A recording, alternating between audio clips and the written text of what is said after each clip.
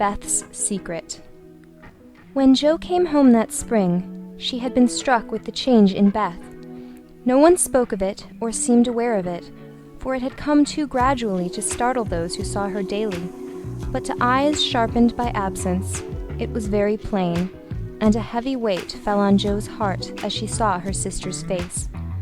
It was no paler, and but a little thinner than in the autumn, yet there was a strange, transparent look about it, as if the mortal was being slowly refined away, and the immortal shining through the frail flesh with an indescribably pathetic beauty. Jo saw and felt it, but said nothing at the time, and soon the first impression lost much of its power, for Beth seemed happy, no one appeared to doubt that she was better, and presently, in other cares, Jo, for a time, forgot her fear. But when Laurie was gone, and peace prevailed again, the vague anxiety returned and haunted her. She had confessed her sins and been forgiven, but when she showed her savings and proposed a mountain trip, Beth had thanked her heartily, but begged not to go so far away from home. Another little visit to the seashore would suit her better, and as Grandma could not be prevailed upon to leave the babies, Jo took Beth down to the quiet place, where she could live much in the open air, and let the fresh sea breezes blow a little color into her pale cheeks. It was not a fashionable place, but even among the pleasant people there, the girls made few friends, preferring to live for one another. Beth was too shy to enjoy society, and Jo too wrapped up in her to care for anyone else. So they were all in all to each other, and came and went, quite unconscious of the interest they excited in those about them, who watched with sympathetic eyes the strong sister and the feeble one, always together, as if they felt instinctively that a long separation was not far away.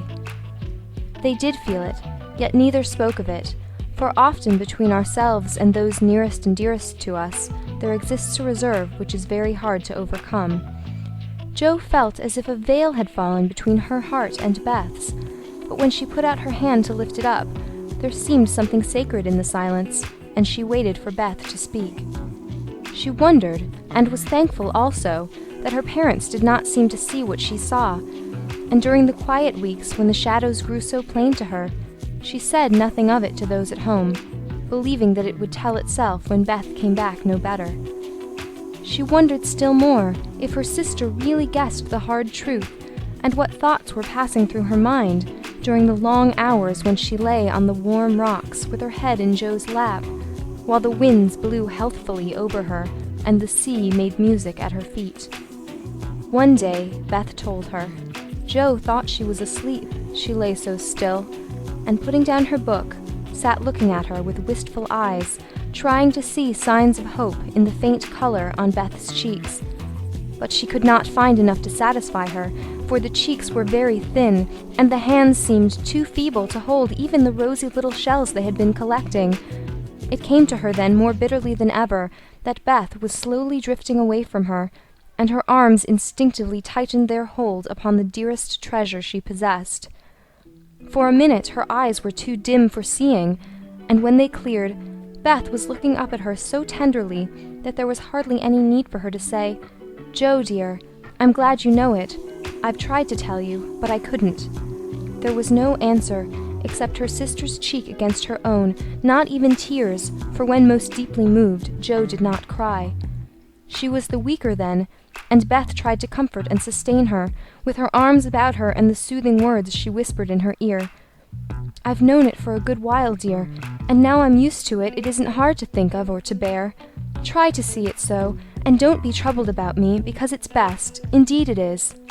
"Is this what made you so unhappy in the autumn, Beth?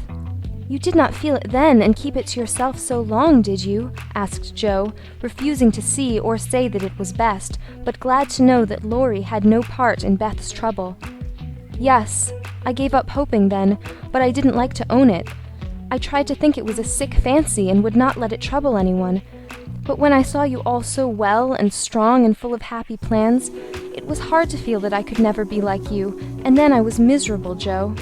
"Oh, Beth, and you didn't tell me? Didn't let me comfort and help you?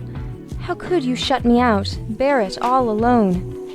Jo's voice was full of tender reproach, and her heart ached to think of the solitary struggle that must have gone on while Beth learned to say goodbye to health, love, and life, and take up her cross so cheerfully. Perhaps it was wrong, but I tried to do right. I wasn't sure. No one said anything, and I hoped I was mistaken. It would have been selfish to frighten you all when Marmee was so anxious about Meg and Amy away, and you so happy with Laurie. At least I thought so then. And I thought you loved him, Beth, and I went away because I couldn't, cried Jo, glad to say all the truth. Beth looked so amazed at the idea that Jo smiled in spite of her pain and added softly, "Then you didn't, dearie? I was afraid it was so, and imagined your poor little heart full of lovelornity all that while." "Why, Jo, how could I, when he was so fond of you?" asked Beth, as innocently as a child. "I do love him dearly. He is so good to me, how can I help it? But he could never be anything to me but my brother. I hope he truly will be sometime." "Not through me," said Jo decidedly. "Amy is left for him, and they would suit excellently, but I have no heart for such things now. I don't care what becomes of anybody but you, Beth. You must get well." "I want to, oh, so much. I try, but every day I lose a little, and feel more sure that I shall never gain it back. It's like the tide, Jo. When it turns, it goes slowly, but it can't be stopped." "It shall be stopped. Your tide must not turn so soon. 19 is too young, Beth. I can't let you go. I'll work and pray and fight against it. I'll keep you in spite of everything. There must be ways. It can't be too late. God won't be so cruel as to take you from me," cried poor Jo rebelliously, for her spirit was far less piously submissive than Beth's. Simple, sincere people seldom speak much of their piety. It shows itself in acts rather than in words, and has more influence than homilies or protestations. Beth could not reason upon or explain the faith that gave her courage and patience to give up life and cheerfully wait for death. Like a confiding child, she asked no questions, but left everything to God and nature, father and mother of us all, feeling sure that they, and they only, could teach and strengthen heart and spirit for this life and the life to come. She did not rebuke Jo with saintly speeches, only loved her better for her passionate affection, and clung more closely to the dear human love, from which our Father never means us to be weaned, but through which he draws us closer to himself. She could not say, "I'm glad to go," for life was very sweet for her. She could only sob out, "I try to be willing," while she held fast to Jo, as the first bitter wave of this great sorrow broke over them together. By and by, Beth said, with recovered serenity, "You'll tell them this when we go home?" "I think they will see it without words," sighed Jo, for now it seemed to her that Beth changed every day. "Perhaps not. I've heard that the people who love best are often blindest to such things. If they don't see it, you will tell them for me. I don't want any secrets, and it's kinder to prepare them. Meg has John and the babies to comfort her, but you must stand by father and mother, won't you, Jo?" "If I can. But, Beth, I don't give up yet. I'm going to believe that it is a sick fancy, and not let you think it's true," said Jo, trying to speak cheerfully. Beth lay a minute thinking, and then said in her quiet way, "I don't know how to express myself, and shouldn't try to anyone but you, because I can't speak out except to my Jo. I only mean to say that I have a feeling that it never was intended I should live long. I'm not like the rest of you. I never made any plans about what I'd do when I grew up. I never thought of being married as you all did. I couldn't seem to imagine myself anything but stupid little Beth, trotting about at home, of no use anywhere but there. I never wanted to go away, and the hard part now is the leaving you all.